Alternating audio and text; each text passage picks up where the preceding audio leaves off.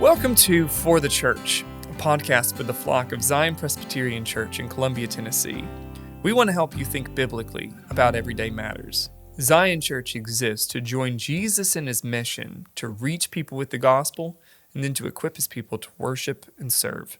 I'm your host, Keaton.Paul, and joining me is my conversation partner and co-host, Seth Scruggs.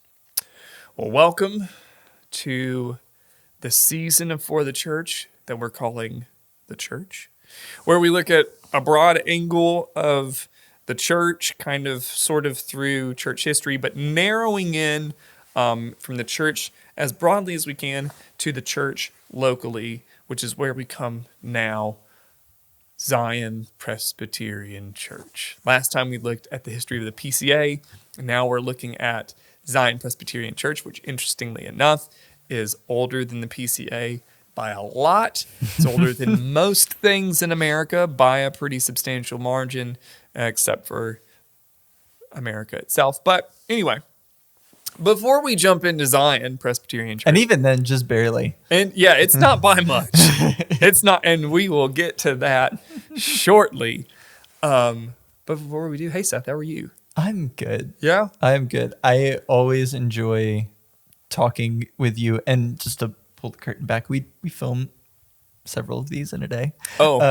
Just to pull the curtain back a little bit, and so it's really fun. I always, when you record a bunch in a day, I love doing that because we get to hang out and talk. It's so good and talk about fun stuff that we like.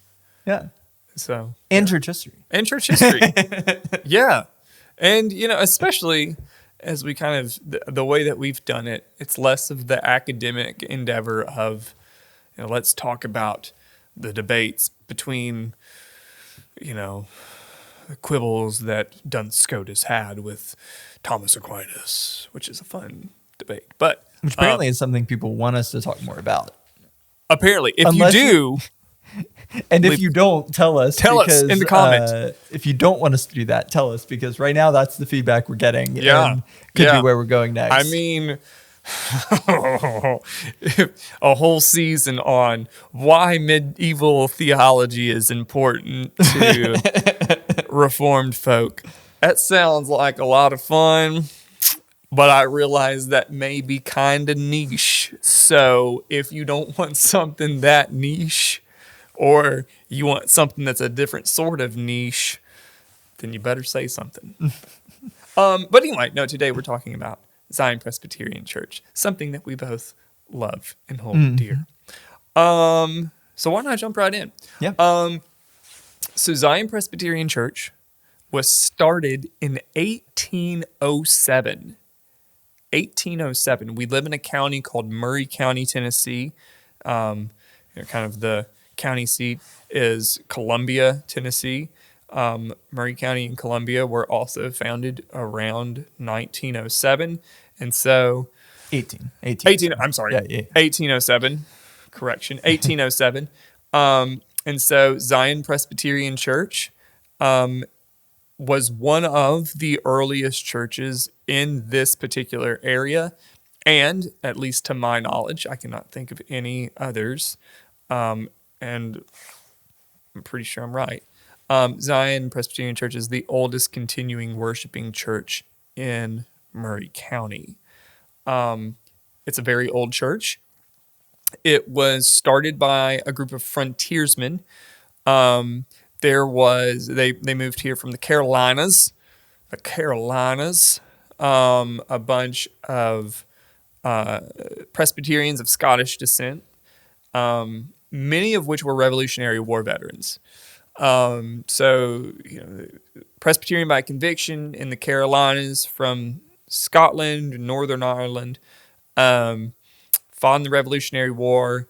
There was a church in a particular town in the Carolinas. I can't remember the name. But there was an ugly split that took place in the late 1700s, if I'm not mistaken, early 1800s.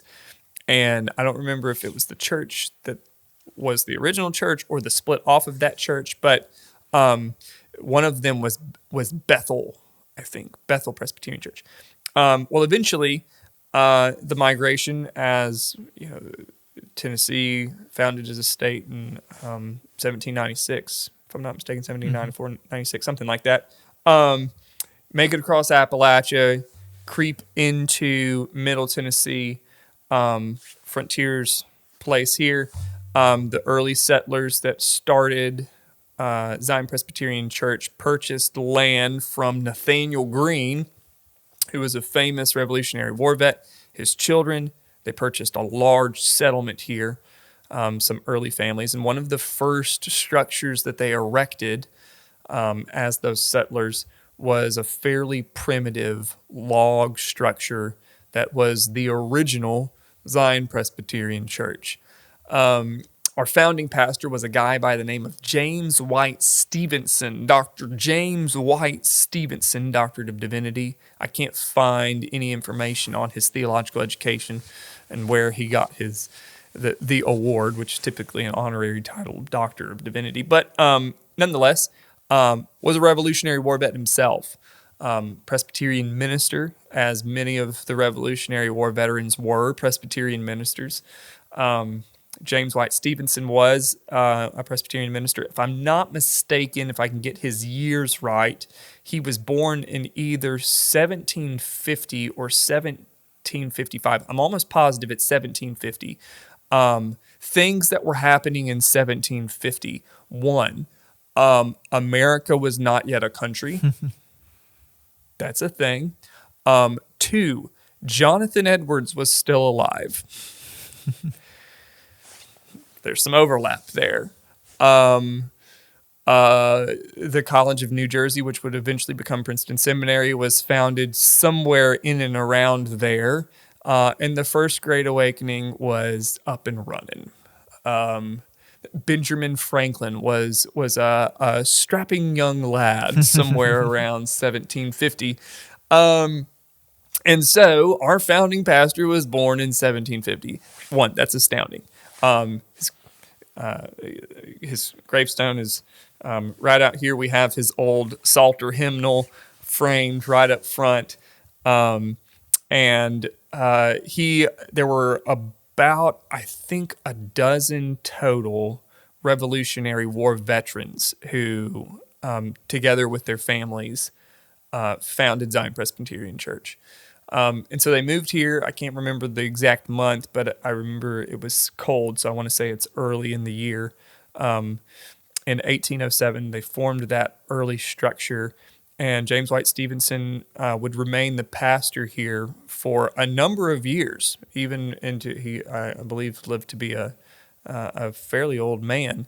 And so we were the kind of frontier church of Murray County, Tennessee, and really, in some ways, of Middle Tennessee at large. I can't think of too many churches that are older than Zion in all of Middle Tennessee. I'm sure there are maybe a couple, but so that's that. We had a few pastors, really, ultimately, and I don't know how good or bad this is, but from 1807, really throughout much of Zion's history, many pastors, we've had a lot of different pastors, which I don't know what that says about us, but a lot of turnover. James White Stevenson had a fairly decently long tenure. The longest tenured pastor here at Zion Pres was Arch Warren, who was here for, I think, somewhere around 20 or 30 years. I can't remember off the top of my head. But anyway, so go back to the early 1800s. The early structure was this log cabin here on the property. Some of the earliest of those members are buried here. Some of those old family names continue on. You see them all throughout our rather lengthy graveyard, as you would expect for a church as old as ours. And then in the 1820s, they built a second structure, church structure, not made out of logs, but out of brick. That church structure eventually burned, and so they built a a third structure, which was started in 1847 and was completed in 1849. And that is the building that we still worship in. Right. Behind that wall. Through that wall. Yes, Zion Presbyterian Church is in our third iteration, our third building, and it is well over 150 years old. So there you have it. And there is, to be sure, somewhat of a checkered past, not only of kind of the constant turnover of pastors that we've had, but our issue with racial relations. It is a fact that this church was built by slaves. There is a slave cemetery out there. There eventually, the slaves started their own church, was I believe Mount Salem Church, which has their site just across the street. But here it is. That is our past. The Civil War had a particularly strong effect, as one would imagine, on Zion Pres. A famous Zion Church person here was a guy by the name of Sam Watkins. Maybe you know the name, maybe you don't. If you've watched the greatest documentary series on the Civil War called The Civil War by Ken Burns, the bulk of Ken Burns' information and narrative is from the work that Sam Watkins did, as Sam Watkins served for the Confederacy. He's buried still out here in his work on, what is it, Company H? Company H. Company Yeah. H. A-U-A-Y? A-Y-T-C-H. Yeah. And it had a huge effect. We had, during the eras leading up to the Civil War, we had a variety of pastors. I have not been able to track down some of the minutes to what was the general sentiment, but it seems fairly obvious that the church was deeply sympathetic to the Confederacy's cause. And then during Reconstruction, again, a fairly rampant turnover. And around 1900, from what I've been able to dig up, the church, Murray County, was not really, especially, this particular area of Murray County was not exactly a burgeoning metropolis. And membership was somewhat on the decline. I think Methodism in particular was on the rise. The Church of Christ influence from the Restoration movement was pretty rampant. Baptists were popping out left and right. First Baptist Columbia, founded in 1860 something, I think. Yeah, somewhere in there was happening, and there were lots of splits from that one, but it's fine. And so Zion Pres was somewhat dwindling. In fact, eventually a manse, a house for the pastor to somewhat offset the lack of ability to pay the salary was built. So the pastor's house was provided in the manse today. That manse, which was built somewhere around 1900, is the church office, and all of its stuff. But again, Zion, throughout the 20th century, remained a fairly small church with a deep history. There was always a commitment here. It's interesting that Zion Church has had a commitment to education for quite some time. An early academy was founded here in the 1800s that was called Stephenson Academy. One of our structures for that schoolhouse is still here on the property. It's the museum. Somewhere around 1850, a structure was erected by the church for a girls' school.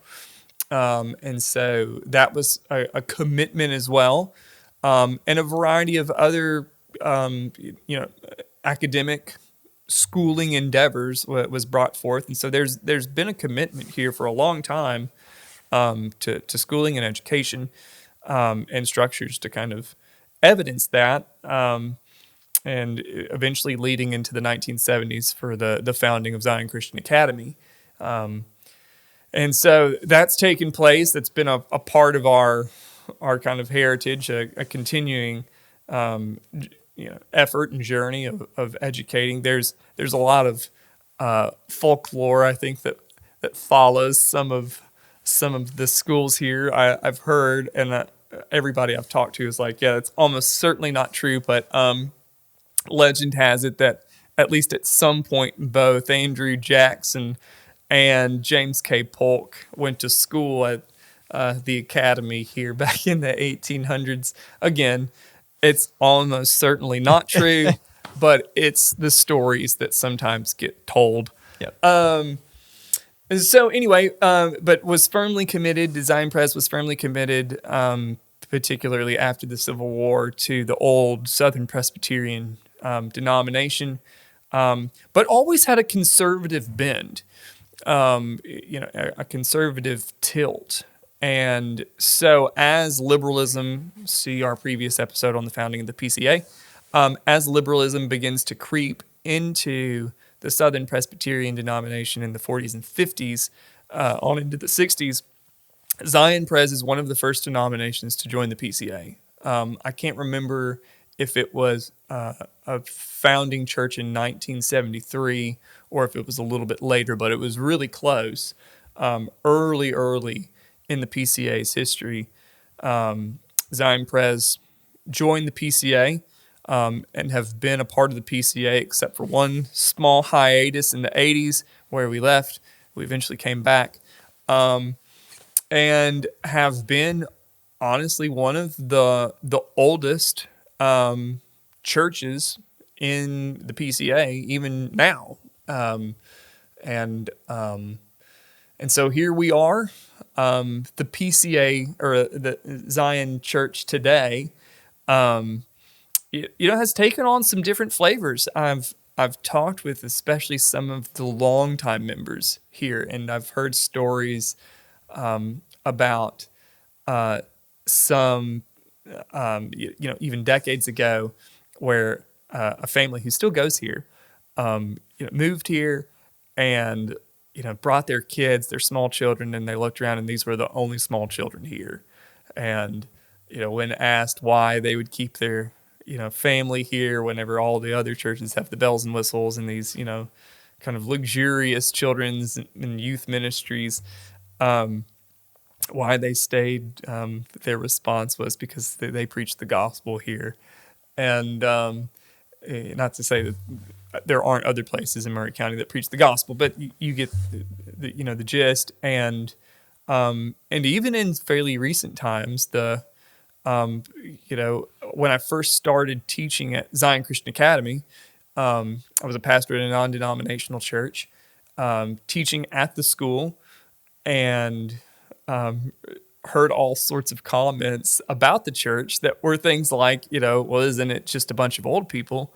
And I was like, honestly, I don't know, because I've never been. But eventually I came on staff in 2021, and since then, I was shocked in 2021 in the midst of COVID, looking around and seeing a lot of younger families. That was great. And since then, that demographic has continued to grow. Now we're busting at the seams with children and babies. And so it's almost a strange combination, Zion Church today, of walking into a church that was founded in 1807 in a building that was completed in 1849 and looking out, again, not a whole lot of cosmetic advances since 1849, and seeing and hearing just tons of babies and small children and young families, and our senior saints, some who have been here for decades and decades and decades, maybe since 1807, I don't know, But been here for such long stretches and bear witness to the faithfulness that's gone on here. And it's such an incredible testimony. I remember when we moved post-COVID out of the gym and back into the sanctuary, I was up to preach. And like Friday or Saturday, I came in here and I was so excited to get to preach from in here. And I, was sitting there kind of standing at the pulpit, kind of thinking through my sermon for that Sunday, and just thought, if these walls could sing, or if these walls could talk, they would sing hymns. And if this pulpit could talk, what stories would it tell about the sermons preached from it? They would have a lot. And so there's something so special about getting to look out and see both of those things, the faithfulness of God generation upon generation, and the work he's doing now in Zion Pres, of this historic church rooted in the Reformed faith, yet committed to and obedient to the Great Commission, and all of these young families growing and vibrant here, serving the Lord together. It's just a really unique and special place. Yeah. And yeah, I mean, we've talked a lot about, especially in the last few episodes, why we are both at a Presbyterian church, PCA church. Mm-hmm. But even more specifically, part of the reason that my wife and I are here at Zion, particularly, and why we don't drive to Franklin for church or something, is because the historical rootedness of being in a church where people have, sung together and prayed together and heard the word together for almost, the building itself, almost 200 years, as a congregation more. Yeah. And as you were saying, the joke, I went to the high school here. I went to Zion Christian Academy, and the joke was like, the median age is 75. Yeah. And right. And almost like, well, any day now it's going to go away. Yeah. And to see that proved wrong. Yes. On both accounts now, and it is really, really beautiful. Yeah. And to see, even in the last 5 years since we started coming here, which means I predate you. You do predate me. It's weird now, almost feeling, even though we haven't been here that long, and there are certainly people who have been here, as you said, for decades and decades and decades. It's like almost like we're old timers at this point. Old Zion. Yeah. Which is really, really funny, but also just very exciting for what that means. Looking forward, and very, very excited about this place. Yeah. So that's Zion Church, and we're excited to see what maybe the next 200 years bring. Yeah. Lord willing. If you're more interested in this, there's actually a resource that was put together for the bicentennial. So yes, it was. It's about almost 20 years old now, but it is available on the website. Yep. It's called Grace Will Lead Us Home. Yep. Really, really great. Lots of pictures and things. Really, really wonderful resource. That's right. So come check us out. I'll give a plug. If you're in the Middle Tennessee, Southern Middle Tennessee, Murray County-ish area, come check out Zion Presbyterian Church. We meet on Sunday mornings at 9:30. We would love to have you with us. So come join us. Talk to us. Meet with us. We'd love to have you. In the meantime, if you have any questions about Zion, about anything that we've talked about so far, you can leave a comment on YouTube and Spotify. You can also email keaton.paul at pcazion.org. And we'll talk about those in the future. Yep. Thank you, Keaton. Thank you.